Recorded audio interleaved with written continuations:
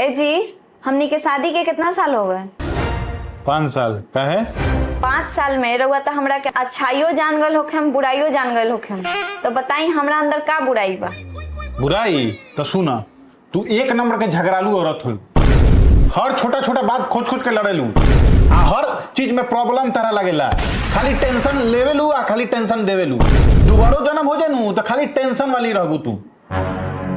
जब इतने हमरा में बुराई बा, हमरा साथे रहत कहले बानी, हम जात नहीं नैहर। ए बताई ना का बुराई बा, सोचे का लगनी?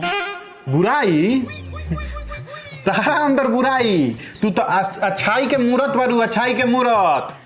दुनिया के सबसे महान के तू, दुनिया में सबसे अच्छा के तू, दुनिया में सबसे सुंदर के तू, दुनिया में सबसे व्यवहारिक के तू।